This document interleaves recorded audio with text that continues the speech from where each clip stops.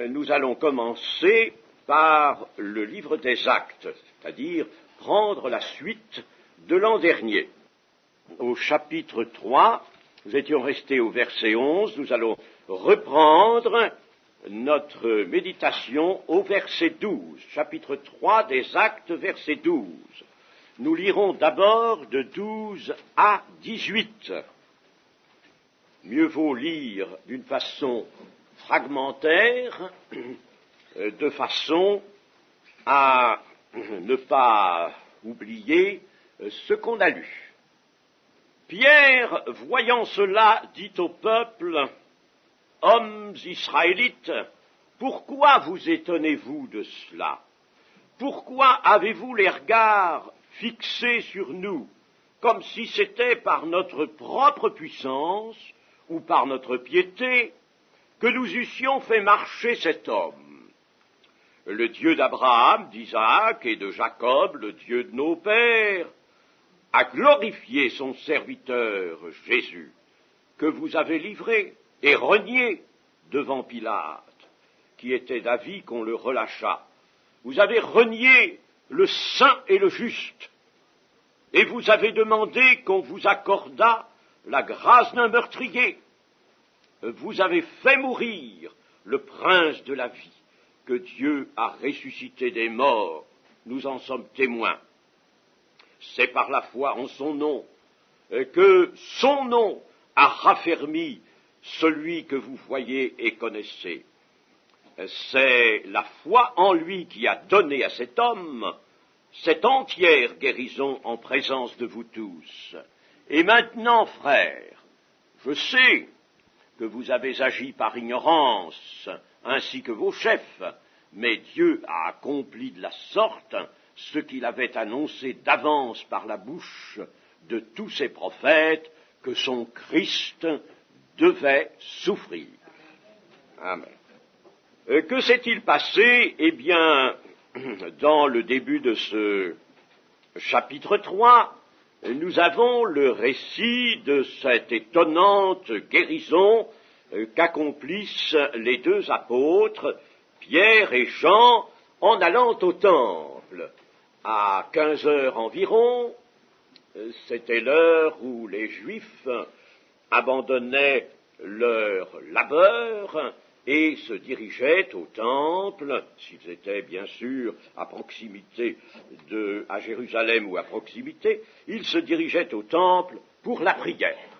Et les apôtres, eux, bien sûr, persistaient dans cette bonne habitude de la prière qu'on appelait la prière du soir. En entrant au temple, je ne vais pas m'arrêter sur le récit que nous avons déjà vu l'an dernier, et que vous connaissez.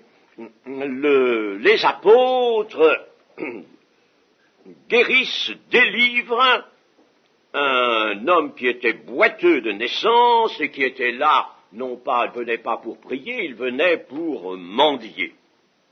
Après cette guérison, alors que l'on voit le boiteux qui s'est mis debout dans un seau et qui s'est mis à marcher, marchant, sautant, louant Dieu, il suit les deux apôtres et évidemment le peuple en est dans l'étonnement et il forme un attroupement autour de ces trois hommes, les deux apôtres et l'impotent guéri. Quelque chose est attendu par la foule, quelque chose doit être dit, il faut absolument parler à cette multitude, et le Saint-Esprit n'a pas fait ce miracle pour que chacun s'en retourne simplement en discourant sur le prodige lui-même. Dieu ne fait pas, sachons-le bien, ne fait pas de miracles, de grands faits, de hauts faits, pour rien. Il les fait, il les accomplit selon sa sagesse, et toujours dans une intention messianique, c'est-à-dire une intention de sauver, toujours pour préparer la venue du royaume de Dieu. Et de même, nous, tous nos actes, toutes nos paroles doivent être dans la ligne du royaume de Dieu. Attention, quand vous lisez quelque part ce qui est arrivé, des prétendus récits de miracles qui ne servent à rien, qui ne débouchent sur rien, qui n'aboutissent pas à glorifier Dieu, dites ça, je ne crois pas. Je ne crois pas. Et il y en a eu malheureusement de ces choses-là dans pas mal de brochures. Lorsque, je le répète, Dieu fait un miracle, c'est afin de travailler au salut de la terre. C'est afin de mettre en exploitation, si je puis dire, c'est-à-dire d'utiliser la rédemption qui est en Jésus-Christ. Ça, c'est la sagesse de Dieu. Ainsi, donc, le Saint-Esprit veut-il que ces gens qui sont là, attroupés, soient instruits et entendent la parole de Dieu. Le miracle a pu remuer les consciences de certains, mais de toute manière, il a provoqué chez tous un grand émoi. Pierre va donc parler au peuple, et selon le terme grec qui est là, ce n'est pas tout à fait Pierre, voyant cela, dit au peuple, mais selon le terme grec, c'est répondit au peuple. Le peuple est là comme attendant quelque chose, posant une question. Mais qu'est-ce que c'est? Qu'est-ce que ça veut dire, cette guérison? D'où ça vient-il? Il y a une question, n'est-ce pas, dans l'air. L'étonnement de ce peuple, c'est une question. Si bien que Pierre, voyant cela, répondit au peuple. Et Pierre répond à cette attente anxieuse du peuple de deux manières. La première sera de rattacher ce miracle de guérison au Christ. Et ça, c'est ce que nous avons vu dans les versets que nous avons lus jusqu'au verset 18. Puis ensuite, tout à l'heure, nous lirons de 19 à la fin du chapitre, 19 à 26, et alors là, nous verrons que l'apôtre, dans une seconde partie de son message, exhorte le peuple à la repentance. Bien sûr, la question que le peuple se pose à lui-même et qui le tient là dans l'étonnement, c'est « mais d'où vient ce miracle? Quelle est la cause de ce miracle? Quelle est la puissance? Est-ce que ces hommes sont doués d'une puissance? Ou alors, est-ce que ce sont vraiment des hommes d'une piété inégalée à qui Dieu accorde cette puissance de guérir même des boiteux de naissance, des gens qui sont nés comme ça, avec cette infirmité? Eh bien, la cause de ce miracle exposera tout d'abord l'apôtre Pierre. Ce n'est ni la puissance personnelle de l'un de nous deux, ce n'est pas une puissance personnelle qui a fait cela, et ce n'est pas non plus quelque piété plus efficace que nous aurions, que vous supposez que nous aurions. Ce n'est ni une puissance que nous détenons, ni une piété particulière qui nous vaut cela.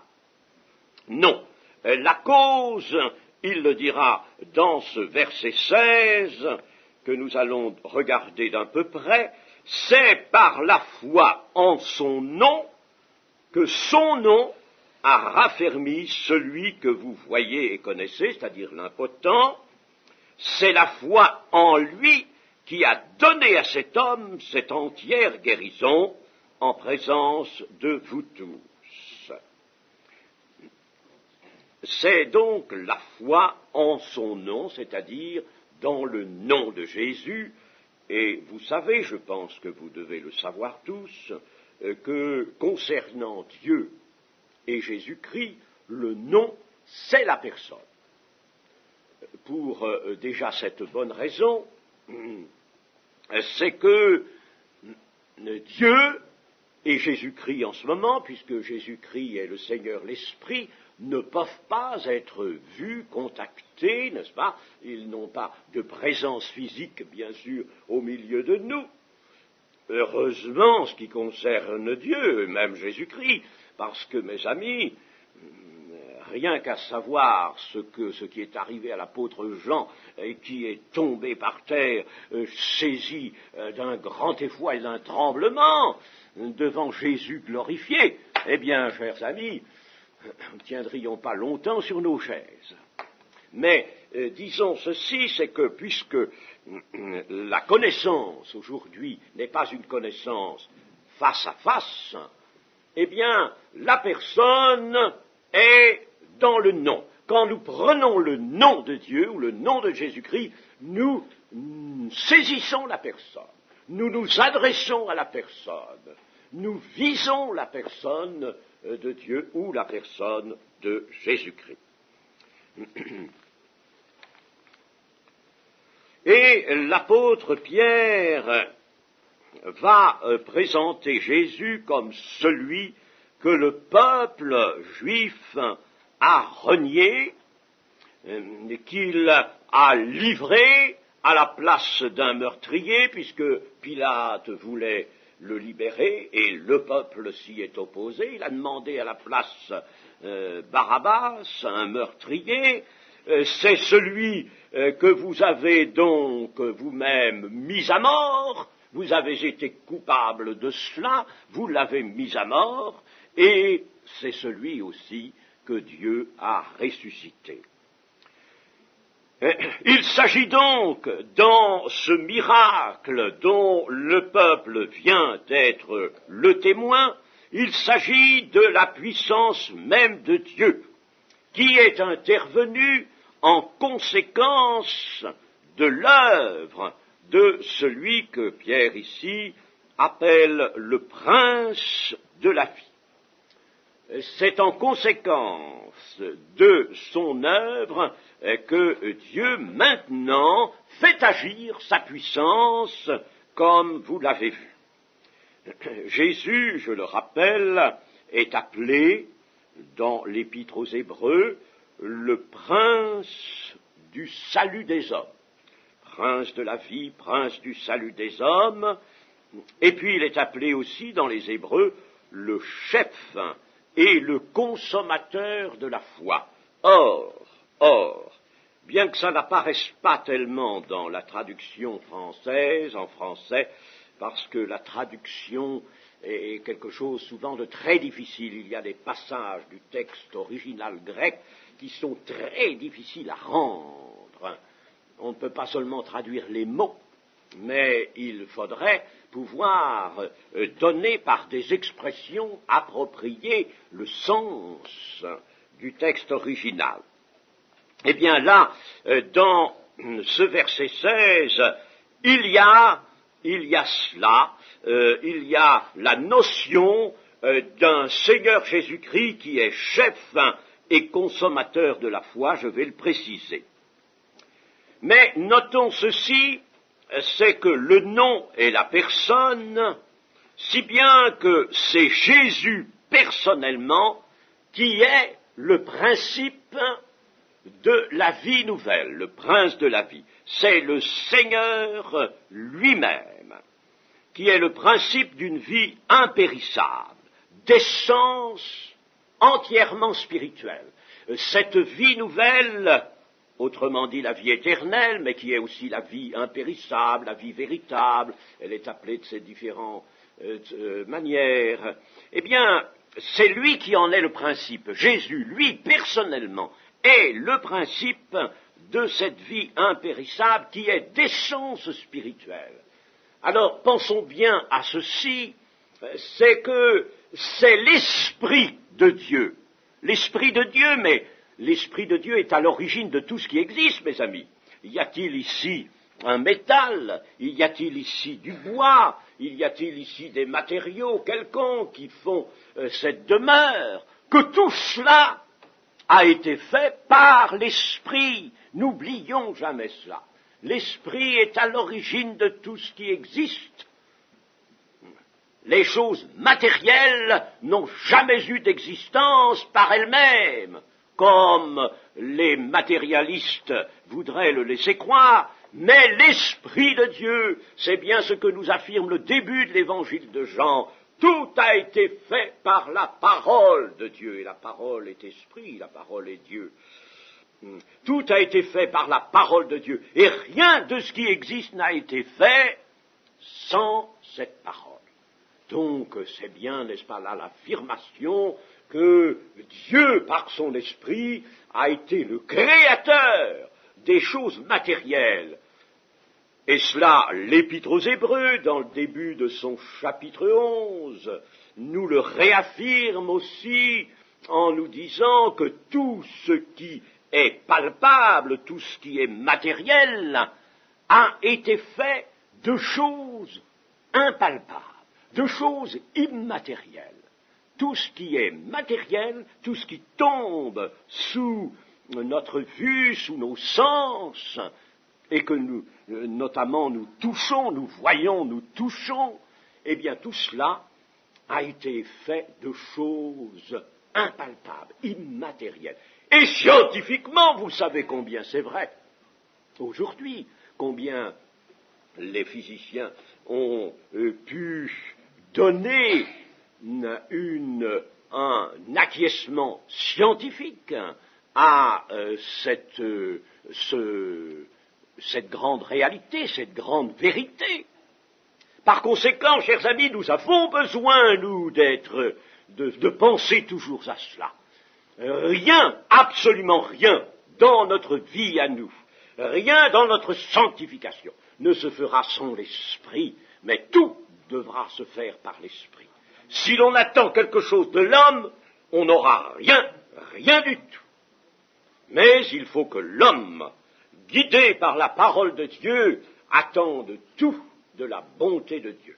L'Esprit de Dieu se met à l'œuvre et opère toutes choses, que ce soit dans le corps, que ce soit dans l'âme, que ce soit dans l'esprit, que ce soit pour les choses à venir, les grandes transformations, tout sera opéré par une puissance d'esprit. La résurrection du Seigneur Jésus, c'est un fait qui est à la fois, si vous voulez, disons, surnaturel et naturel. Le Seigneur Jésus est ressuscité dans un corps que l'on a vu. On l'a vu ressusciter, le Seigneur Jésus. Eh bien, cette résurrection a été faite par la toute-puissance de Dieu, nous signale, nous réaffirme l'apôtre Paul, par la puissance de Dieu. Cette puissance s'est employée de différentes manières. Elle s'est employée, par exemple, à féconder le sein de Marie, qui a été la mère du petit enfant, puisque Jésus a dû entrer dans l'humanité comme un petit enfant, comme nous tous. Eh bien, il n'a pas eu de père humain, mais le Saint-Esprit a couvert cette femme de son ombre, c'est-à-dire de sa puissance. Le Saint-Esprit a donc pu faire cette œuvre qui est, en somme, physique.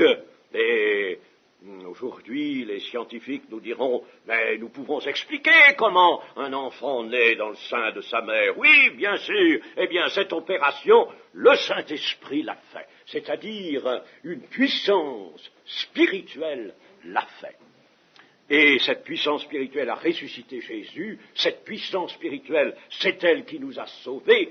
Et c'est elle qui maintenant entend nous faire vivre, pour autant que nous le désirions, nous, et pour autant que nous soyons fidèles. Parce que sans fidélité, il n'y a rien. Ainsi, Jésus est personnellement. Ce n'est pas une doctrine. Attention, la doctrine est, je ne dirais pas un accessoire, ça pourrait vous tromper. Je dirais que la doctrine est un moyen second. Mais ce qui est avant tout dans la foi, c'est la personne du Seigneur Jésus. Il faut toujours le redire, le salut, c'est une personne. Comme ça nous ferait du bien si nous en étions vraiment, vraiment pénétrés de cela. Au lieu d'aller chercher un tas de choses, d'examiner ceci, de discuter tel aspect particulier de notre vie, de nos problèmes, etc. Si nous disions, si nous avions cette foi qui se porte sur Jésus, ma délivrance, mon salut, ma libération, la solution de mes problèmes, c'est Jésus-Christ lui-même. Jésus-Christ lui-même. Et le principe que Jésus-Christ est lui-même la source d'une vie nouvelle, ce principe agit maintenant, se manifestant même dans les corps depuis la Pentecôte, depuis que Jésus est venu, mais enfin là depuis la Pentecôte par l'Église, se manifestant dans les corps. Lorsque Jésus, ou son nom, c'est la même chose, est l'objet de la foi. Et ici, nous trouvons, lorsque nous examinons de bien près le texte du discours de Pierre, surtout le verset 16, nous voyons apparaître trois aspects que je résume aussi clairement que je le peux. Le premier est celui-ci. La foi de l'impotent a été, dans sa guérison, pour sa guérison, un agent nécessaire, même indispensable. La foi de l'impotent. Il fallait que cet impotent croie. Bon, deuxièmement, les apôtres avaient aussi à invoquer le nom de Jésus. L'impotent tout seul n'aurait rien pu faire. Il fallait qu'il y ait cette rencontre avec des apôtres, ou maintenant, si vous voulez, ce serait des serviteurs de Dieu, ou même quelquefois, serviteurs de Dieu dans un sens large, n'est-ce pas? Pas oublier que des chrétiens sont porteurs, eux aussi, dans certaines circonstances, que l'Esprit veut, pas d'une façon systématique, surtout pas ça. Mais sont porteurs, peuvent être porteurs eux-mêmes de la puissance libératrice, et qu'un chrétien peut avoir dans certaines circonstances à invoquer lui-même le nom de Jésus et à voir se produire quelque chose. Donc les apôtres ici c'était les apôtres, avaient à invoquer le nom de Jésus, et Jésus donc opérait ces miracles autrefois directement, lui-même, il n'avait pas, lui, d'invocation à faire, il les opérait par sa seule autorité, mais ici, les apôtres ne sont pas Jésus et ont besoin d'invoquer le nom de Jésus. Celui qui fait les miracles, celui qui dispose de tout pouvoir dans le ciel et sur la terre, c'est Jésus. Donc, Jésus travaille avec les apôtres. Comme nous le lisons, par ailleurs, Jésus travaillait avec eux. Et puis, troisièmement, la foi ayant pour objet le nom, c'est-à-dire la personne de Jésus, a été, et c'est ce que nous trouvons en décortiquant un peu le verset, la foi ayant pour objet la personne de Jésus a été comme formée par son moyen. Et à travers lui, ça résulte surtout du grec, elle a été comme formée par son moyen. C'est pourquoi tout à l'heure je citais Hébreux 12, 2, que Jésus nous est désigné comme le chef et le consommateur de la foi. C'est-à-dire comme celui qui va donner forme à la foi. Non seulement il est l'objet de la foi, mais il va lui donner sa consistance, sa réalité à la fois. Et puis, il va en être le consommateur, le réalisateur. Il va en être le réalisateur. C'est ce que veut dire, c'est traduit dans notre verset 16, surtout par la phrase « C'est la foi en lui qui a donné à cet homme cette entière guérison ». Il vaudrait mieux traduire « C'est la foi qui agit par Jésus et qui a donné à cet homme une entière guérison ». La foi qui agit par Jésus. la foi en lui, la foi qui agit par Jésus. Voilà donc une foi en Jésus qui a été communiquée à cet infirme par les apôtres. Les apôtres, en arrivant, n'est-ce pas, ils ont répondu à son geste, qui était le geste habituel. Ils présentaient, n'est-ce pas, un petit vase quelconque pour recevoir une pièce de monnaie, et répondant à ce geste, mais guidés par le Saint-Esprit, les apôtres lui ont communiqué la foi. Alors, la foi de l'impotent, c'est brusquement porté sur Jésus, parce que les apôtres lui ont présenté un Jésus vivant. Alors elle s'est portée sur Jésus. Et ça a été quelque chose de nouveau chez l'impotent. Il avait peut-être entendu, il avait entendu parler de Jésus, mais il n'avait pas entendu prêcher. Et il n'avait pas eu, jusque-là, l'occasion de considérer la personne de Jésus comme cette personne divine qui est venue sur la terre pour ouvrir une source, apporter une source d'eau vive, une source de puissance et de guérison. Alors, quelques mots des apôtres, la puissance de la foi des apôtres même, le transforme. Alors il porte lui sa foi, elle est toute neuve, sa foi, sur la personne de Jésus. Et puis, parvenant à la personne de Jésus, voici que Jésus donne forme, donne consistance à la foi de cet impotent. Et puis il y répond. C'est ce que nous voyons dans tout cela, n'est-ce pas? Il y répond. Et voilà comment la guérison se fait. Si je vous donne tous ces détails qui résultent d'une méditation naturellement attentive du texte, c'est pour vous montrer plusieurs choses. D'abord que la parole de Dieu il ne faut pas la lire superficiellement. La parole de Dieu, il faut la lire, la relire, il faut la méditer, attention, chaque mot, chaque tournure de phrase a son importance. Il y a là des secrets qui sont là.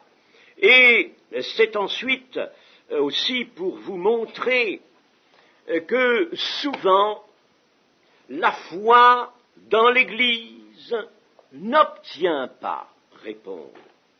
Il faut bien le dire, mes amis, bien le dire, n'obtient pas réponse. Il y a peut-être certaines causes que nous ne pouvons pas élucider maintenant, certaines causes qui seraient à rechercher, mais il y en a une notamment, c'est que la foi s'exerce très mal. La foi s'exerce mal. La foi, elle s'exerce non pas en étant toujours axé par la pensée, par le cœur, sur le mal dont on souffre, sur la guérison que l'on voudrait, sur la solution que l'on désire pour un problème qui vous harcèle. Non pas, c'est pas ça. Quelquefois j'entends dans les prières, ah Seigneur, notre Dieu, tu sais, tu vois quelle est notre souffrance, quelle est notre misère, tu vois quel est notre fardeau, Seigneur, alors nous venons vers toi, nous te demandons de nous soulager de ce fardeau. C'est zéro, ça. Sachez-le, c'est zéro. C'est une foi que Dieu n'apprécie pas. Mais si nous venions vers le Seigneur, en disant, Seigneur, nous avons un fardeau, mais comme nous avons entendu la prédication de ton Fils Jésus, nous savons ce qu'a fait ton Fils Jésus sur la croix, nous savons qu'il est devenu notre Seigneur, alors nos regards se portent vers lui, notre pensée tout entière se porte vers lui, et nous voulons dans sa personne saisir la délivrance, dans sa personne, la médiation est dans le médiateur. Au lieu de gémir, n'est-ce pas? Nous oublions complètement, nous l'avons dit au Seigneur ce que nous avons, il faut être objectif. Oui, Seigneur, nous souffrons, nous pâtissons de ceci et de cela. Et nous avons recours à toi. Mais Jésus. Alors, nous regardons à Jésus et nous savons que la délivrance est là. Nous voulons nous approcher de lui. Nous voulons nous livrer entièrement à lui. Seigneur, nous invoquons ton nom devant lui. Je vous citerai le cas de cette doctoresse Simone Gray, à Paris. qui est même spécialiste en stomatologie, c'est-à-dire tout ce qui touche la chirurgie faciale. Et elle va dans différents hôpitaux, elle dessert différents services, parce que les spécialistes en stomatologie, il n'y en a pas des quantités. Bon, et alors, elle est chrétienne. Ah, ça change peut-être les choses, ça, n'est-ce pas? Elle est chrétienne, elle a un témoignage chrétien remarquable. Elle n'a pas peur du tout d'annoncer Jésus. Or, un jour, dans un de ses services, alors qu'elle venait d'arriver dans son service, on lui amène un homme qui avait besoin, probablement, de soins à la face, je ne sais pas quoi, n'est-ce pas? Bien. Et puis, cet homme était asthmatique, et voilà qu'il tombe, il entre dans une crise aiguë d'asthme. Et puis il étouffait. Alors on ne pouvait pas expliquer ce qu'il l'amenait, n'est-ce pas? Et cette doctoresse était là avec quelques personnes, peut-être des infirmières, je ne sais, qui étaient là dans le service. Et alors, bien sûr, la première idée eût été d'agir comme on doit agir en pareil cas. Il y avait peut-être une piqûre à faire, n'est-ce pas? Bon, une injection de quelque chose à faire pour arrêter, stopper cette crise. Mais voici que le Saint-Esprit lui a soudain rappelé que la parole de Dieu annonçait que Dieu entendait guérir les malades. Et ça a été une direction de l'esprit. Elle n'aurait pas eu cette direction, elle n'aurait rien fait de particulier, naturellement. Elle aurait eu raison. Mais elle a cette direction. Elle a hésité un peu. Elle dit même, quand elle rapporte elle-même ce fait, elle dit, mais les gens vont me prendre pour folle. Les gens qui sont là, ils vont dire que je suis folle. Si je me mets à prier pour cet homme. Et puis elle dit, tant pis, ils penseront ce qu'ils voudront, mais Dieu doit être servi avant tout. Et elle a invoqué le nom de Jésus. Invoquer le nom de Jésus, c'est bien ce qu'elle dit elle-même, elle a invoqué le nom de Jésus devant eux. Le nom de Jésus, la personne de Jésus. Elle n'est pas allée faire des discours en disant, Seigneur, tu vois l'affliction, tu vois la difficulté où nous sommes, tu vois ce pauvre homme qui étouffe là, on peut le traiter, mais Seigneur, si tu voulais, tu le guérirais. Non, tout ça c'est du verbiage. Elle a invoqué le nom de Jésus. Et immédiatement, cet homme a été guéri. Il a été guéri instantanément. Et j'ai un jeune ami qui la connaît bien, cette doctoresse, et qui m'a dit beaucoup de bien d'elle. Mais en tout cas, tout son témoignage est véritablement quelque chose qui est bien à la gloire de Dieu. Alors, vraiment, vous savez, on est heureux de savoir qu'il y en a pas beaucoup, hélas, des gens qui ont ce courage d'invoquer le nom du Seigneur Jésus devant n'importe qui. Mais enfin, il y en a tout de même encore. Il y en a. Oh, si les jeunes voulaient, si les jeunes savaient, au lieu d'écouter les sirènes de ce monde, au lieu d'écouter toutes ces appels, ces suggestions, à quoi donc?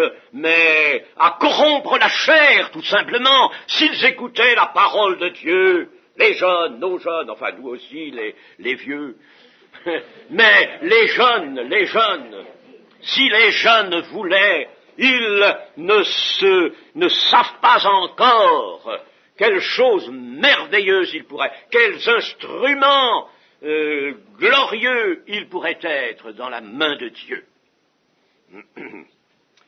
Donc, l'invocation du nom de Jésus-Christ. Et puis, nous arrivons à la deuxième partie de la réponse de Pierre, c'est-à-dire au verset 19, nous allons lire de 19 à 26.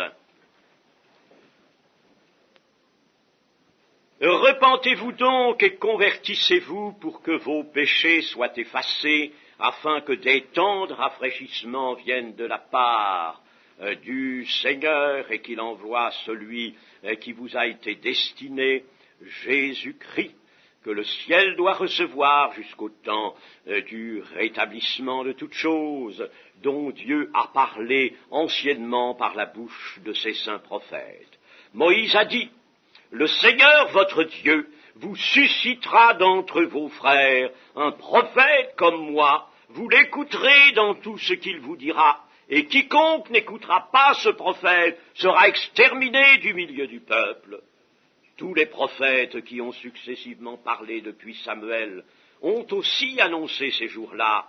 Vous êtes les fils des prophètes et de l'alliance que Dieu a traitée avec nos pères en disant à Abraham, « Toutes les familles de la terre seront bénies en ta postérité. » C'est à vous, premièrement, que Dieu a suscité son serviteur, l'a envoyé pour vous bénir, en détournant chacun de vous de ses iniquités. Repentez-vous donc et convertissez-vous.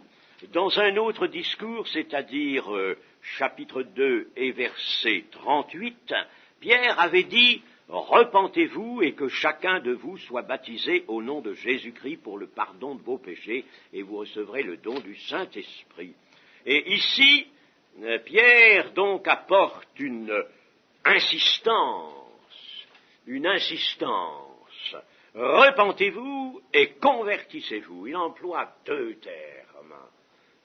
Et ces deux termes peuvent être d'ailleurs dans les traductions pris l'un pour l'autre. Par exemple, dans Matthieu, au début de Matthieu, lorsque le Seigneur Jésus dit « Repentez-vous car le royaume des cieux est proche », certains traducteurs peuvent mettre « Convertissez-vous car le royaume des cieux est proche ». Alors ici, l'apôtre emploie deux termes, repentez-vous et convertissez-vous, parce qu'il veut insister sur cela particulièrement devant ce peuple-là qui est béat et encore étonné du prodige qui s'est produit.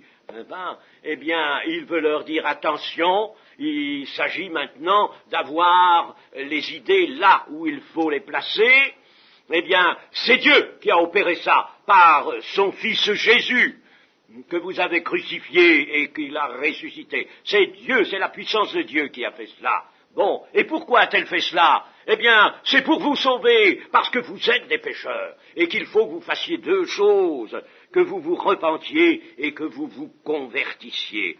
Vous repentez, c'est-à-dire ceci, la repentance que Pierre leur demande ici est cette condition indispensable à l'entrée dans le royaume de Dieu.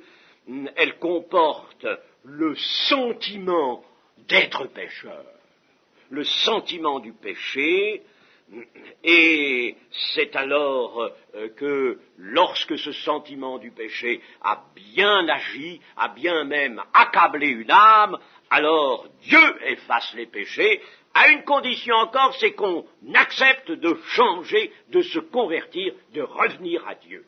Donc il y a le sentiment du péché, et puis le désir de revenir à Dieu. Il y a une repentance qui peut peut-être quelquefois ne pas être suffisamment complétée de cela, du désir de conversion, c'est-à-dire de retour à Dieu, faire un demi-tour pour revenir à Dieu. Alors, Pierre leur demande donc ces deux choses, et vous savez que lorsque la repentance est négligée, eh bien, le péché n'obtient pas son pardon, et en quelque sorte, une repentance imparfaite, que fait-elle? Elle décore le péché, elle le masque, mais elle le laisse subsister. Alors, chers amis, pensons à ceci. Si quelquefois, nous ne nous sommes pas, en nous examinant, ou si l'Esprit nous le dit, nous ne nous sommes pas peut-être suffisamment repentis lorsque nous avons cru au Seigneur, il est toujours temps, si l'Esprit nous le montre, d'approfondir cette repentance.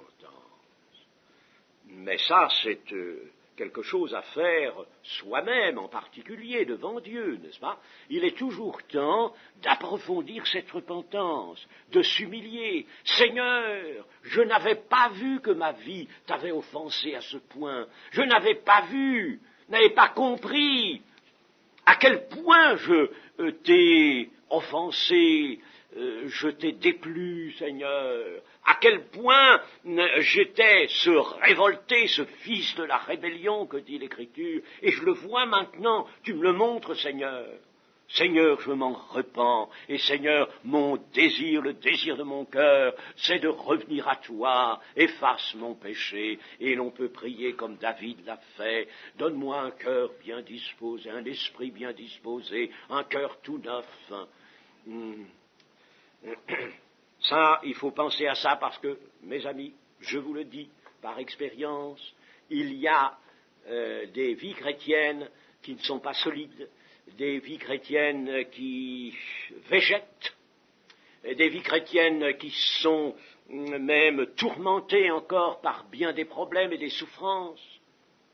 Il peut arriver, je ne dis pas que il n'y ait pas d'autre cause, peut-être, mais il peut arriver que la cause soit un défaut de repentance au début de l'expérience chrétienne, une insuffisance de repentance.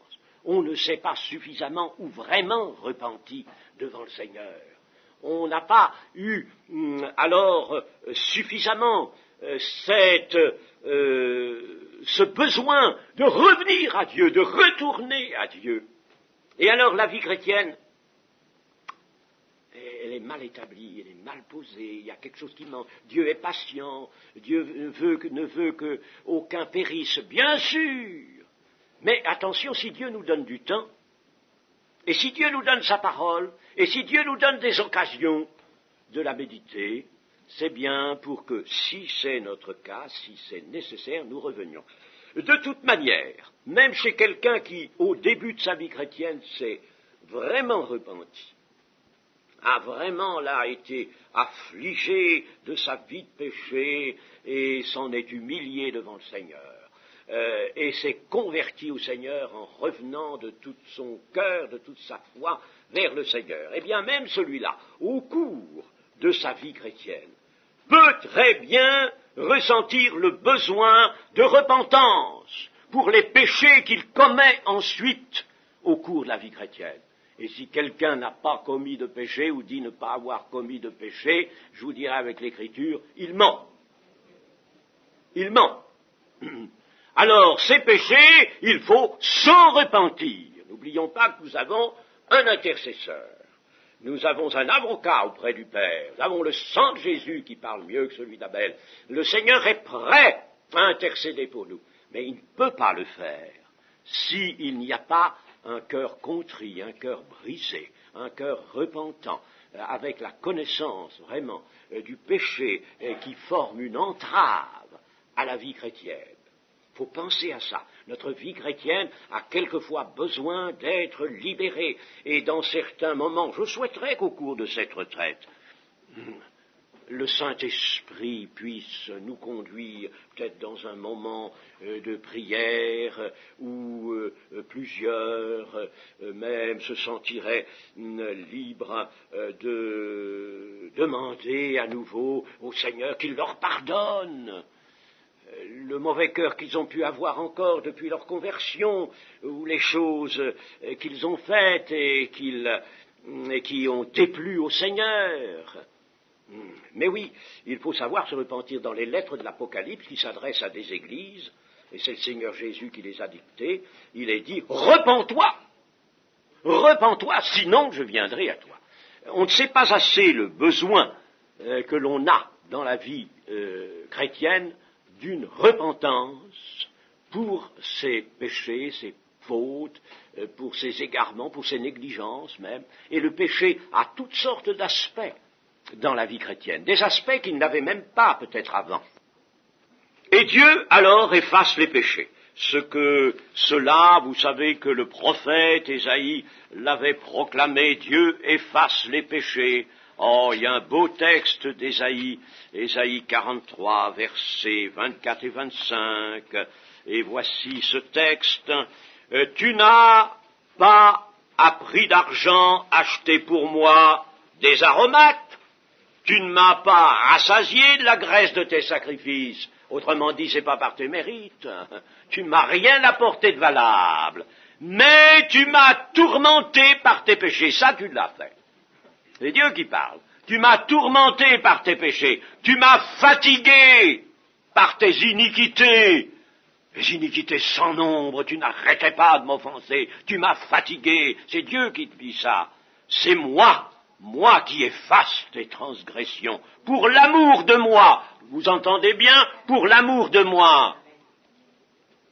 C'est moi qui efface tes transgressions. Et je ne me souviendrai plus de tes péchés. Je ne me souviendrai plus de tes péchés. Je ne veux plus m'en souvenir. Je te les pardonne. Ils sont effacés, véritablement effacés. Et puis ensuite, nous ne nous attarderons pas maintenant beaucoup sur la fin de ce chapitre 3, mais l'apôtre Paul alors parle des temps de rafraîchissement, afin que des temps de rafraîchissement viennent de la part du Seigneur et qu'il envoie celui qui vous a été destiné, Jésus-Christ. Notez bien ceci, celui qui vous a été destiné. Tous ceux qui forment l'Église de Jésus-Christ ont Jésus. Jésus nous est destiné comme au roi. Il a été notre souverain sacrificateur, il est toujours notre souverain sacrificateur. Mais il est notre roi à venir, il va vraiment régner. Nous allons vraiment être ses sujets. Il nous a été destiné. Et le ciel doit le recevoir jusqu'au temps du rétablissement de toutes choses dont Dieu a parlé par la bouche, anciennement, par la bouche de ses saints prophètes. Pierre, en somme, annonce des temps de paix et de repos qui vont succéder au tumulte des temps agités par le péché. La vie sur la terre est un temps de fatigue et de combat, et la conversion des hommes, des âmes, hâte le temps de la venue de Jésus, comme Pierre le dira dans sa seconde épître d'ailleurs. Alors Pierre met ces temps de paix en rapport direct avec la seconde venue de Jésus que nous appelons la parousie et le règne qui s'instaurera sur la terre, le règne du Seigneur sur cette terre. Vous savez que le Seigneur doit régner sur cette terre. Alors il y aura un temps de rétablissement de toutes choses, c'est-à-dire de restauration universelle qui a été annoncé par les prophètes. C'est ce qu'en grec d'autres textes appellent palingénésia, le nouvel engendrement. C'est ce qu'ont vu des prophètes, en effet, tels que Daniel, tels qu'Ésaïe. Dieu rétablira la création, c'est ce que voit Paul aussi dans les Romains 8. Dieu rétablira la création telle qu'elle était avant le péché, et même il y ajoutera des choses magnifiques. Il y ajoutera même, mais de tout sens, la terre doit retrouver sa splendeur. Elle doit être comme lorsqu'elle est sortie des mains du Créateur. Et le Seigneur fera cela de la même manière, aussi facilement qu'il a rétabli cet impotent dans la pleine aptitude de ses membres. Puis Pierre cite Moïse qui lui avait annoncé un prophète comme lui. Il viendra un prophète comme moi. Et celui-là, il faudra l'écouter. Il avait annoncé dans le texte hébreu un nabi, un prophète qu'il voyait semblable à lui, c'est-à-dire qu'il voyait pas plus redoutable en son aspect extérieur. Il disait, voyez-vous, vous ne vous enfuyez pas quand vous me voyez, vous me regardez, n'est-ce pas, je suis un homme à l'aspect extérieur comme vous-même, mais ce prophète, s'il n'est pas redoutable en son aspect extérieur, sera redoutable pour ceux qui ne l'auront pas écouté. Il sera la pierre d'angle qui devient une pierre d'achoppement pour les incrédules, et les incrédules s'y heurteront. Refuser d'écouter le Messie, c'est une révolte dont le châtiment sera la perdition éternelle. Et le jugement final, ce ne sera pas de faire un décompte tellement des péchés, de voir leur volume, leur gravité, etc. Ce sera de voir ceci, tu as entendu la parole de Dieu, tu n'as pas cru, tu as raisonné, tu as repoussé, et maintenant tu ne peux pas entrer dans le royaume, et ta place est avec les hypocrites dans la perdition éternelle. C'est une chose terrible. Pensez à tous ces gens qui nous entourent, que nous voyons, et qui ne croient pas, qui veulent rester incrédules, qui veulent continuer à vivre cette vaine manière de vivre. La perdition est devant eux. Mes amis, pensez à ça, quand le moment arrivera de cela, ce sera effroyable. Effroyable, à telle enseigne que Jésus nous a dit, c'est là qu'il y aura des pleurs et des grincements de dents. Quel tumulte, chers amis, quand les hommes verront que ce royaume, il est là, et c'est pourquoi, notamment, il doit s'instaurer sur cette terre, ce royaume de lumière, ce royaume glorieux, merveilleux, et eux, ils en seront chassés. C'est quelque chose d'effroyable que cela. Des pleurs et des grincements de dents. Moi, j'ai eu une fois la vision d'une foule de gens qui auraient voulu entrer et qui ne pouvaient pas. Il y avait comme une barrière invisible. Ils étaient là, ils voyaient la gloire du royaume, et ils étaient là, et ils se torturaient, ils criaient, ils gémissaient. On entendait en effet des grincements. Il faut avoir cette vision, chers amis. Parce que nous allons, nous disons bonjour à quelqu'un, bonjour, cher monsieur, madame, comment ça va? Ah bien, oui, etc. Et puis nous n'avons pas annoncé Jésus. Et nous les laissons dans la mort. Nous les laissons sur le chemin de la mort. S'ils veulent y rester, nous ne pouvons rien. Mais nous pouvons peut-être les en retirer par notre témoignage. N'oubliez pas que nous avons une grande responsabilité à cet égard. Tous les prophètes ont successivement parlé de cela, et Pierre fait remonter la ligne des prophètes à Samuel. Les prophètes qui ont parlé touchant l'avenue du royaume de Dieu sur la terre. Samuel ne nous paraît pas avoir tellement directement parlé du royaume de Dieu, mais il a oint David, c'est déjà quelque chose. Et il a donc déjà, par cet acte, mis la main à la préparation du royaume dévolu au fils de David. Le royaume de David, c'est le royaume de Dieu en préparation. Et Samuel est un ancêtre spirituel du Messie. Depuis Samuel, toute prophétie renferme un oracle relatif au jour du royaume de la gloire. Dans toute prophétie, nous ne savons pas toujours comprendre et voir. Il nous manque une foi éclairée, sans doute, mais depuis, en effet, Samuel, dans toute prophétie, il y a quelque chose du royaume de Dieu. Tout est dirigé vers le royaume de Dieu. Et puis enfin, il parle aux Israélites et leur montre que ces Israélites, étant fils des prophètes et de l'alliance de Dieu, cette alliance notamment conclue avec Abraham, ils ont un grand privilège. Ils ont un privilège unique.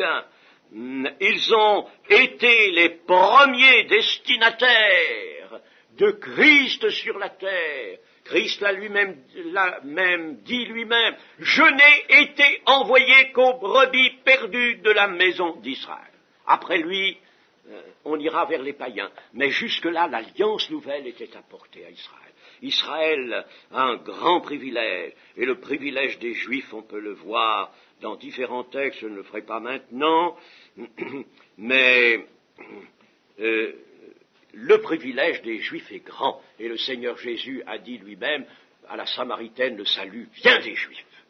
Et Paul, dans Romains 11, nous dit, attention, ils souffriront, oui, bien sûr, il y a même un temps d'aveuglement pour eux, mais un temps d'étourdissement, peut-être, oui, c'est vrai, mais en définitive, ils obtiendront eux aussi miséricorde, et tout Israël sera sauvé. Car le privilège d'Israël est grand, et nous avons vu dans le prophète Zacharie, le chapitre 12 et 13 du prophète Zacharie, la conversion collective du peuple d'Israël. Vous savez, il en a bien besoin maintenant. Ils sont en train de se chamailler. Ils ont des partis politiques, ils ont un tas de choses, ils ne font pas mieux qu'en France. Et c'est peu dire. Mais ils ont besoin de se convertir. Mais cela viendra, et quand ils se convertiront de façon collective au Messie, ils verront celui qu'ils ont percé, ils pleureront sur lui comme on pleure sur un fils premier-né. Alors, ce sera un temps de deuil, un temps de repentance. Pensons à cela, chers amis, tout ça c'est le plan de Dieu et il va se réaliser. Mais nous avons, nous, pour l'instant, notre part dans le plan de Dieu. Pensons aussi à notre part. Pensons à être dans le plan de Dieu ce que nous avons à être. Ne soyons pas étourdis, ne soyons pas inconséquents, mais comprenons bien quelle est la volonté de Dieu pour nous. Amen.